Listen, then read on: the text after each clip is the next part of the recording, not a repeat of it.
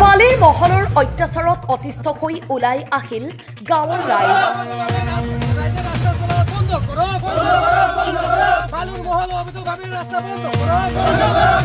নিশা বঙাইগাঁও জিলাৰ কাইটপাৰা প্ৰথম খণ্ড গাঁৱৰ ৰাইজে ওলাই আহি সাব্যস্ত কৰে এই প্ৰতিবাদ। বন্ধ কৰি দিলে বালিৰ মহলৰ পথ। দৈনিক গাঁৱৰ ৰাস্তাৰে বালিৰ মহলৰ পৰা বালি কঢ়িয়াই অনা ডাম্পাৰে পথটোৰ অৱস্থা শোচনীয় কৰি তুলিছে। ফলত স্কুলীয়া ছাত্ৰ ছাত্ৰীৰ লগতে স্থানীয় ৰাইজ আৰু জৰুৰীকালীন সেৱা কেইপথেৰে অহা যোৱা কৰাত অসুবিধাৰ সন্মুখীন হ'ব লগা হৈছে। অৱশেষত নিশা গাঁৱৰ ৰাইজে ওলাই আহি পথটো বন্ধ কৰি থৈ দিয়ে।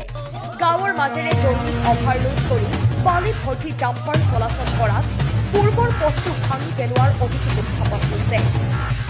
উক্ত বালিৰ মহলটোত অনিয়মভাৱে বালি খনন কৰাৰ বাবে ডাঙৰ ডাঙৰ গাঁতৰ সৃষ্টি হৈছে, যাৰ ফলত কেইমাহমান পূৰ্বে উক্ত গাঁৱৰে এটি শিশু গাঁতত পৰি মৃত্যুমুখত পৰিব লগা হৈছে।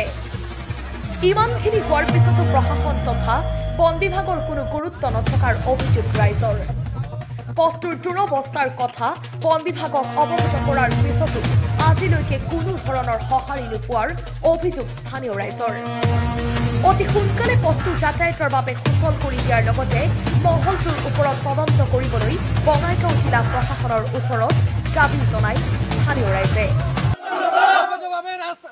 ৰাস্তা চলা বন্ধ কৰক, বালুৰ মহল অবৈধভাবে ৰাস্তা বন্ধ কৰক, চালানবিহীন গাড়ি চলা বন্ধ কৰক। কাইটপাৰা পাৰ্ট 1 হয়। ঘটনাটো মানে আমাৰ এইটো গাঁৱৰ ৰাস্তাত ইহঁতে অবৈধভাৱে মহল কৰি আছে। আমাৰ গাঁৱৰ ৰাস্তাত আমি গাড়ী খোজকাঢ়িব নোৱাৰা হৈ আছোঁ। 4খন গাঁৱৰ এইটো ল'ৰা ছোৱালী স্কুল যাব নোৱাৰে, ডাম্পাৰ চলাই আছে, ইহঁতে অভাৰলোড চলাই আছে।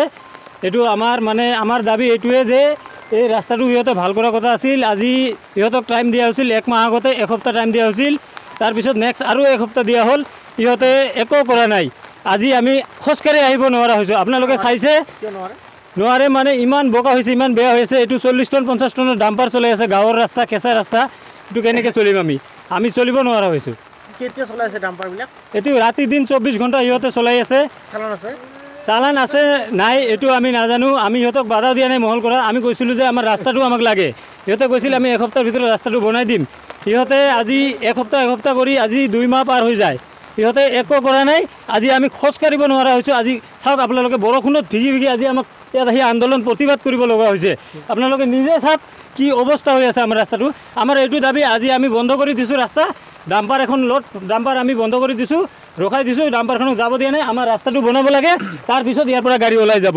এই 4-5 মাহ হ'ল মানে আমি মহলদাৰৰ যিটো মহলদাৰ আছে সিহঁতক আমি কৈ আছোঁ যে দাদা আপোনালোকে মহল কৰক না কি কৰক, আমাৰ কোনো অসুবিধা নাই। আমাৰ ৰাস্তাটো যিটো ৰাইজে চলাচলি ৰাস্তাটো আছে, আপোনালোকে ৰাইজে ৰাস্তাটো দি চলি আছে, আপোনালোকে অভাৰলোড লৈ আছে, সেইবিলাক আমি নাচাওঁ। আপোনালোকৰ যে চালানবিহীন গাড়ী চলাই আছে সেইবিলাক আমি নাচাওঁ। আমাৰ ৰাস্তাটো আমাক ক্লিয়াৰ কৰি দিয়ক। সেইদিনাখন আমি কি কয় এইটো ৰেঞ্জাৰ অফিচত যাই কিনে মৌখিকভাৱে কমপ্লেইন কৰি আছিলোঁ। কমপ্লেইন কৰাৰ পিছতে তাৰ পৰা আমি কোনো ৰেছপঞ্চিবল পোৱা নাই। এই ৰেঞ্জাৰ অফিচৰ পৰা আমি কোনো ৰেছপঞ্চিবল পোৱা নাই। এতিয়া অসুবিধা হৈছে কাদৰ। চাওক আপোনালোকে, কাদৰ মাজত আমি থিয় হৈ আছোঁ। গাড়ী এখন চলিব নোৱাৰে, স্কুলৰ ষ্টুডেণ্ট এখন যাব নোৱাৰে। কাদো দি কেনে গাড়ী মানে ইমান স্পীডত গাড়ী চলায়, গাঁৱলীয়া ৰাস্তা হয়, ইমান স্পীডত গাড়ী চলায়। ৰাস্তাত কাপোৰ দিয়ে যে কোনোবাই যাব সেইটো যাব নোৱাৰে।